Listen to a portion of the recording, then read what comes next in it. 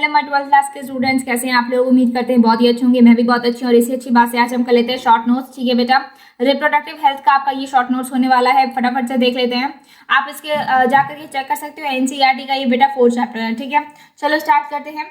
हमारा जो पहला स्टेटमेंट यहाँ पर क्या लिखा है बेटा, according to WHO world health organization reproductive health is. बेटा देखिए, WHO क्या होता है। WHO मतलब वर्ल्ड हेल्थ ऑर्गेनाइजेशन, जो पूरे वर्ल्ड का जो हेल्थ का जो मास्टर बैठा हुआ है। ठीक है, जहाँ पर पूरी सॉल्यूशन होगी, कोई प्रॉब्लम है, कोई इशू है, वहीं पर सॉल्व होती है बेटा।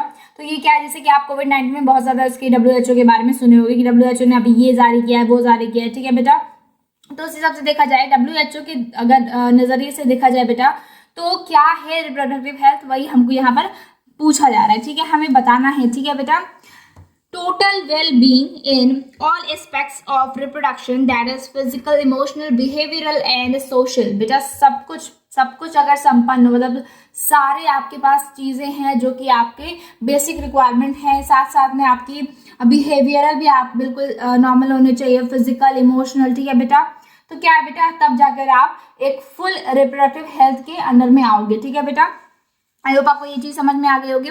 नेक्स्ट बेटा, फैमिली प्लानिंग। बेटा फैमिली प्लानिंग क्या होता है ये सबको पता है। ठीक है, हम दो हमारे दो, ये स्लोगन आप सब जानते होंगे। ठीक है, तो बेटा फैमिली प्लानिंग प्रोग्राम कब स्टार्ट हुआ था, 1951 में। ठीक है बेटा, ये क्वेश्चन आ सकता है MCQ में। ठीक है बेटा, हम बोर्ड पर्पज से पढ़ा रहे हैं, लेकिन अगर नीट पर्पज से भी देखा जाए तो ये क्वेश्चन इंपॉर्टेंट है। उसके बाद देख लेते हैं बेटा फुल फॉर्म्स कुछ देख लेते हैं जो कि आपको इस चैप्टर में मिलेंगे। ठीक है, कहीं और भी बेटा फुल फॉर्म आएंगे तो मैं आपको जरूर इन्फॉर्म कर दूंगी। RCH बेटा, RCH क्या होता है, reproductive and child health care. RCH क्या होता है, reproductive and child health care. ठीक है, MMR क्या होता है, मैटरनल मोर्टेलिटी रेट। ठीक है, IMR क्या होता है, इन्फेंट मोर्टेलिटी रेट। CDRI होता है सेंट्रल ड्रग रिसर्च इंस्टीट्यूट। ठीक है बेटा, आई होप आपको ये सारी चीजें पता होंगी। चलो नेक्स्ट पर आ जाते हैं बेटा हम। ओके, नेक्स्ट हमारा है एमनियोसेंटेसिस। बेटा एमनियोसेंटेसिस क्या है, एमनियोसेंटेसिस बेटा ये है, amniotic fluid of developing fetus is taken to analyze the fetal cell and dissolve substance। बेटा इसमें क्या है, एमनियोसेंटेसिस में बेटा क्या है, एक प्रोसेस है जिसमें हम क्या करते हैं बेटा, चेक करते हैं। ठीक है, कि जो बच्चा है, जो फीटस में जो मतलब जो फीटस है, ठीक है, जो मॉम के पेट में बच्चा है, वो पूरी तरीके से नॉर्मल है, उसके सेल्स अच्छे से ग्रोथ कर रहे हैं, मतलब सारी चेकिंग हो जाती है बेटा। ठीक है, लेकिन इसको बैन कर दिया गया बेटा। क्यों बैन कर दिया गया, देखिए इसको इसलिए बैन कर दिया गया क्योंकि बेटा क्या हो रहा था, फीमेल फिटिसाइड करवा दे रहे थे लोग। फीमेल अगर पता चल रहा था, जेंडर तो पता चल जाता था। अब जेंडर पता चल जाता था तो लोग उसी में पेट में अबॉर्ट करा देते थे बच्चे को। ठीक है, तो इससे क्या हो रहा था बेटा, जो सेक्स रेट है, मतलब कि जो सेक्स रेट है, मतलब जो मेल और फीमेल का जो बेटा रेशियो था ना, वो अलग अलग हो जा रहा था। ठीक है, तो वो ज्यादा इशू बन जाता। ठीक है, इसीलिए इसको बैन करना पड़ा। उसके बाद है बेटा कॉन्ट्रासेप्टिव मेथड। बेटा ये सबसे इंपॉर्टेंट टॉपिक है आपका, इसी के बारे में आप मेजरली पढ़ने वाले हो इस पूरे चैप्टर में। ठीक है, कॉन्ट्रासेप्टिव मेथड में देखा जाए बेटा तो इसमें आपके दो पार्ट्स आ जाते हैं। एक तो आपका आ जाता है बेटा नेचुरल है, दूसरा बेटा क्या है, आर्टिफिशियल। अब नेचुरल सब लोग जानते हैं, गॉड गिफ्टेड है, मतलब कि नेचुरल है, मतलब हमें उसमें कुछ नहीं करना है। बेटा आर्टिफिशियल में क्या है, उसमें हमें ही सब कुछ करना पड़ता है। ठीक है, चलो देख लेते हैं बेटा नेचुरल मेथड।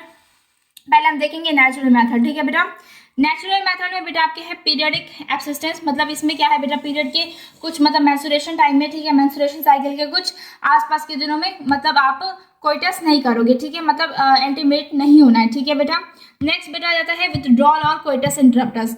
इसमें क्या है बेटा, penis withdrawal just before ejaculation. I hope आप समझ गए होंगे। ठीक है, उसके बाद है बेटा इजैकुलेशन से पहले अपना जो पेनिस होता है वो वजाना से बाहर करना होता है। ठीक है बेटा, लैक्टेशनल एमेनोरिया। बेटा इसमें क्या होता है, ये आपका जो ovulation does not occur during intense lactation. बेटा लैक्टेशनल एमेनोरिया का मतलब होता है ब्रेस्ट फीडिंग, मतलब कि जिस दौरान जो मदर है वो जिनका दूध बनता है, ठीक है, उसमें क्या होता है बेटा, उसमें क्या होता है, मेंस्ट्रुएशन रुक जाता है। जब मेंस्ट्रुएशन रुक जाएगा बेटा ओव्यूलेशन नहीं होगा, मतलब जो फर्टिलाइजेशन है उसके चांसेस नहीं होते हैं। ठीक है बेटा, तो ये था आपका नेचुरल मेथड। अब देख लेते हैं बेटा आर्टिफिशियल मेथड। आर्टिफिशियल हम कैसे रोक सकते हैं। ठीक है, चलो ओके, आर्टिफिशियल में कई मेथड आपको मिलेंगे बेटा। पहला है देखो बैरियर मेथड, सेकेंड है सर्जिकल, तीसरा है केमिकल आईयूडीज, देन है बेटा आपका इंजेक्शन एंड इम्प्लांट्स बेटा। ठीक है, और एक और है बेटा, आप एक ये देख सकते हो, या कॉन्ट्रासेप्टिव पिल्स। ठीक है बेटा, चलो देखते हैं हम फटाफट से बैरियर मेथड के बारे में देखते हैं बेटा। बैरियर मेथड में बेटा आ जाता है आपका कॉन्डम। ठीक है, इसमें क्या बेटा, for both male and female made of thin rubber और latex straight disposable, self inserted, provide privacy. ठीक है बेटा, कॉन्डम्स के बारे में सब जानते हैं, मेल और फीमेल दोनों यूज कर सकते हैं इसे। ठीक है बेटा, और ये रबर जैसा कुछ सब्सटेंस का बनता है या लेटेक्स शीट का बनता है। ठीक है, और साथ साथ में ये सेल्फ इंसर्टेड, मतलब इसको इंसर्ट करने के लिए आपको किसी डॉक्टर के पास जाने की जरूरत नहीं है, और साथ साथ में ये प्राइवेसी भी प्रोवाइड करता है। ठीक है बेटा, नेक्स्ट आ जाते हैं बेटा डायफ्राम्स। डायफ्राम्स, सर्विकल कैप्स और ये बॉल्स, ये क्या है बेटा, ये भी बैरियर मेथड के ही अंदर आते हैं। और ये क्या है बेटा, ये देखिए इसको जरा ध्यान से देख लेना, ओनली फॉर फीमेल्स, ये आपका एनसीईआरटी में मेंशन है। ठीक है, इसलिए आपको इसको ध्यान से देखना है बेटा। ये जितना भी नोट्स मैंने बनाया है बेटा, फुल एनसीईआरटी का जो शॉर्ट नोट्स है, मतलब वो जो निचोड़ करके उसमें रख देते हैं ना, बस मैंने वही किया है। ठीक है, तो ये पूरा आपको एनसीईआरटी समझा देगा। ओनली फॉर फीमेल्स है, मेड अप ऑफ रबर। ठीक है बेटा, डायफ्राम क्या होता है, रबर से बना होता है। देन डायफ्राम नहीं, जितने भी यहाँ पर मिले आपको सब, दे आर यूजेबल। ठीक है, उसके बाद है बेटा नेक्स्ट आ जाते हैं हम, हाँ ओके, नेक्स्ट है बेटा one of the most widely accepted method in India. क्या है बेटा, वो देख लेते हैं, आईओडीज। ठीक है, आईओडीज में क्या है बेटा, नॉन मेडिकेटेड है, कॉपर रिलीजिंग है, हार्मोन रिलीजिंग है। बेटा इसमें क्या है, ये सारे क्या है, आईओडीज है। आईओडीज भी एक तरीके का कॉन्ट्रासेप्टिव मेथड होता है जो कि आर्टिफिशियल होता है। ठीक है, इसमें क्या होता है, कोई देखो नॉन मेडिकेटेड में क्या, increase the phagocytosis of sperms. ये क्या कहता है, फेगोसाइट मतलब फेगोसाइटोसिस मतलब होता है बेटा निगल जाना। ठीक है, स्पर्म्स को निगल जाता है। सेकंड है बेटा आपका कॉपर रिलीजिंग। इसमें क्या होता है बेटा, कॉपर रिलीज करके जो यूट्रस है उसका जो म्यूकस है, ठीक है, यूट्रस का जो म्यूकस होता है उसके साथ रिएक्ट करके बेटा ये किलिंग केमिकल बनाता है। ठीक है, और क्या करता है बेटा, स्पर्म को मार देता है। नेक्स्ट है बेटा, और साथ साथ में ये मोटिलिटी रेट भी कम करता है। मोटिलिटी रेट मतलब जो मोबिलिटी करते हैं, जो स्पर्म्स जो चलते हैं, उनका जो रेट होता है, मतलब कि जो उनका फास्टनेस होता है बेटा, उसको कम कर देता है। नेक्स्ट है बेटा आपका हार्मोन रिलीजिंग। बेटा ये क्या करता है, ये यूट्रस का जो इनर लाइनिंग है ना, कह सकते हैं इंटरनल जो लाइनिंग है बेटा, उसको क्या करता है, इनफर्टाइल बना देता है, मतलब वो उस वक्त फर्टाइल होगा ही नहीं। ठीक है, उनको क्या करता है, अनसुटेबल बना देता है। ठीक है, इम्प्लांटेशन उसमें होगा ही नहीं। ठीक है बेटा, इसे कुछ एग्जांपल्स है, आप देख सकते हो यहाँ पर आपके एग्जांपल्स लिखे हुए हैं। ठीक है, लिपिस लूप है, देन आपका ये CUT है, CU7 मल्टीलोड 375 है बेटा। एग्जाम्पल यहाँ पर आपको प्रोगेस्टेरेट मिल जाएगा और LNG 20 मिल जाएगा। ठीक है, चलो उसके आगे देखते हैं ओरल पिल्स। ओरल पिल्स में क्या है बेटा, ओरल पिल्स में आपको क्या मिलता है, देखो प्रोजेस्टेरोन, और देखो इसमें क्या है बेटा,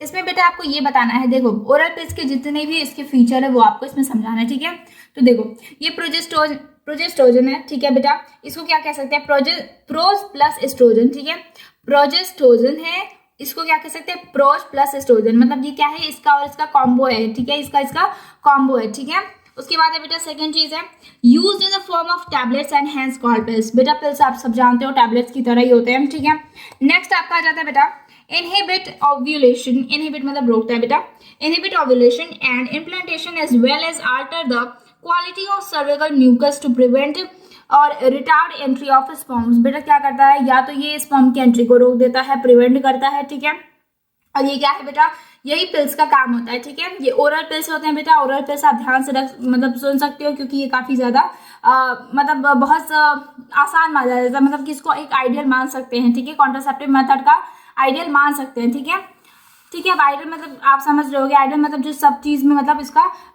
सुटेबल हो। ठीक है, एक्सपेंसिव ना हो ज्यादा, उसको आराम से यूज किया जा सके।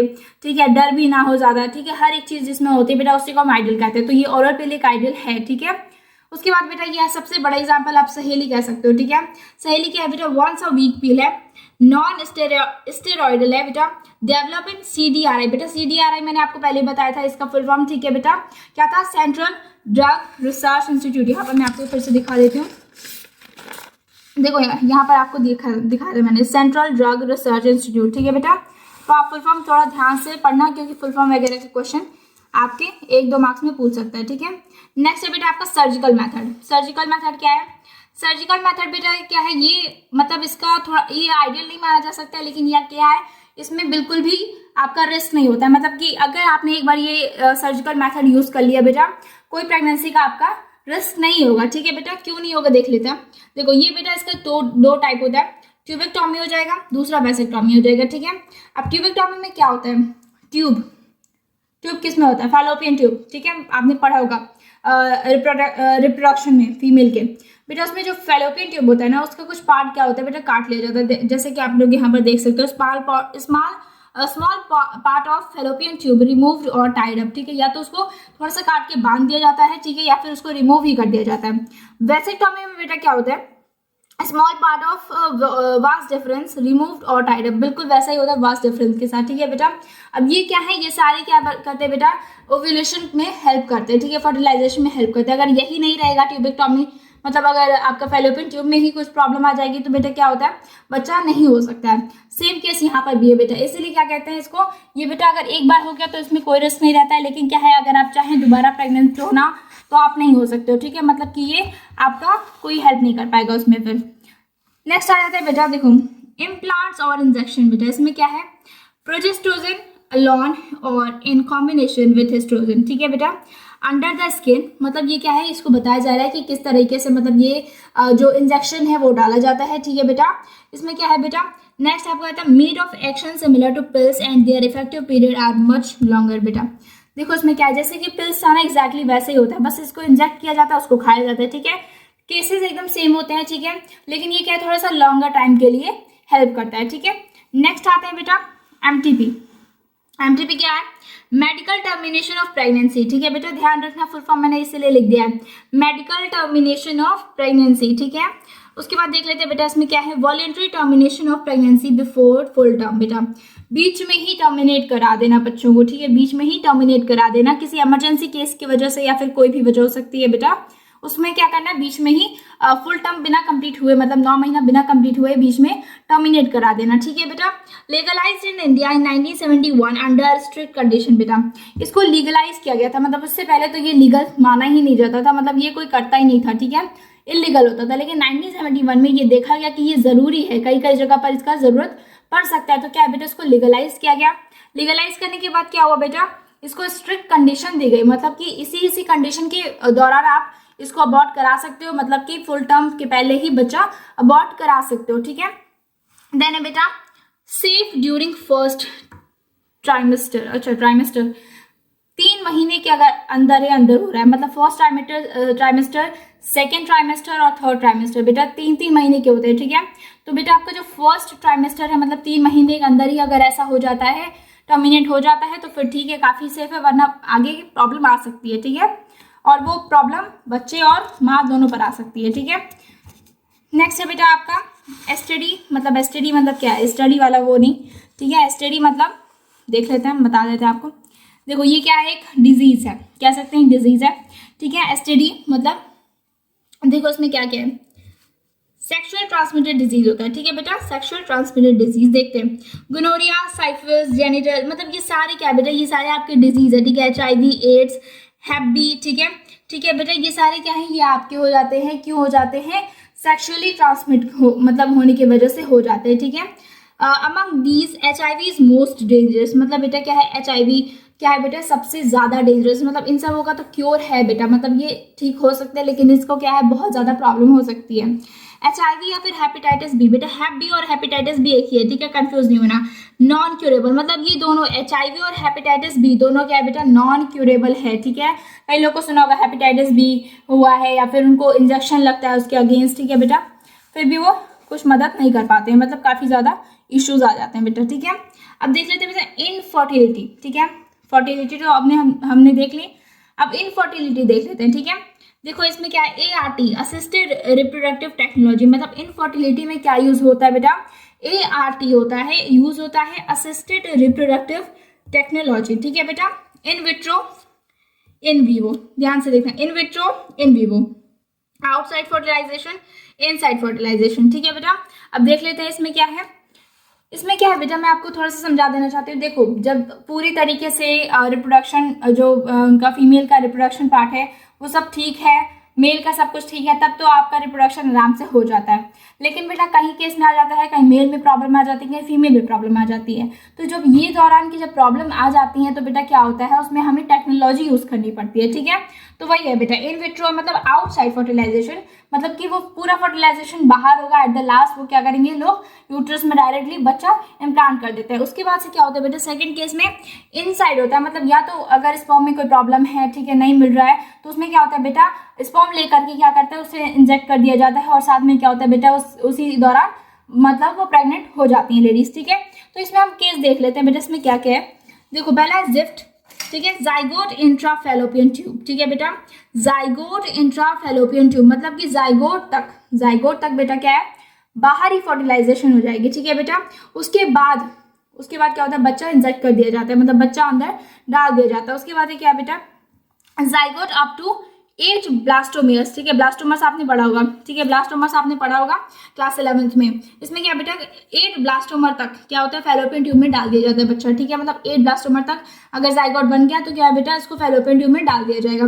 नेक्स्ट केस क्या बेटा, नेक्स्ट केस आप देख सकते हो जिफ्ट, ठीक है, सॉरी ये जिफ्ट था बेटा, ये गिफ्ट है, गैमीट इंट्राफेलोपियन ट्रांसफर बेटा, जहां पर गैमीट की प्रॉब्लम आ जाती है, ठीक है, मतलब कि या तो फीमेल में ओवा नहीं अच्छे से प्रोड्यूस हो रहा है या स्पर्म नहीं हो रहा है, तो बेटा क्या है उसमें क्या करते हैं वो उस जैसा उसमें प्रॉब्लम है वो इंजेक्ट कर दिया जाता है, मतलब गैमीट ही दे दिया जाता है, ठीक है बेटा। और गैमीट देने के बाद क्या होता है बेटा, इनसाइड में ही सारी फर्टिलाइजेशन हो जाती है, ठीक है। ओवम फ्रॉम डोनर, ठीक है, या तो ओवम दिया जाएगा या तो क्या दिया जाएगा बेटा, स्पर्म दिया जाएगा, ठीक है। ओवम फ्रॉम डोनर क्या होता है बेटा, फैलोपियन ट्यूब में चला जाता है और उसके बाद से फर्टिलाइजेशन हो जाता है, ठीक है। ये केस था।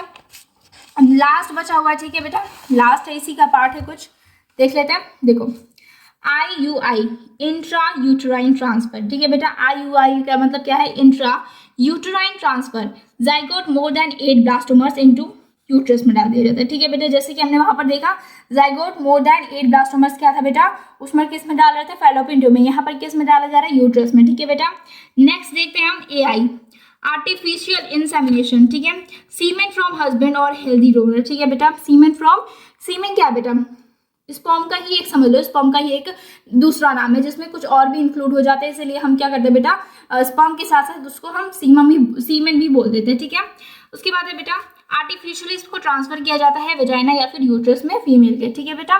नेक्स्ट आपका लास्ट आ जाता है बेटा ICSI इंट्रासाइटोप्लाज्मिक स्पर्म इंजेक्शन, ठीक है, स्पर्म इज डायरेक्टली इंजेक्टेड। ये बेटा ये केस होता है जब स्पर्म में कोई प्रॉब्लम होती है, स्पर्म इश्यूज होते हैं, तो क्या होता है बेटा, डायरेक्टली क्या किया जाता है, इंजेक्ट कर दिया जाता है, ओवम के साथ उसको मिला दिया जाता है और स्पर्म डायरेक्टली इंजेक्ट हो जाता है और क्या होता है बेटा, आराम से फर्टिलाइजेशन हो जाता है, ठीक है।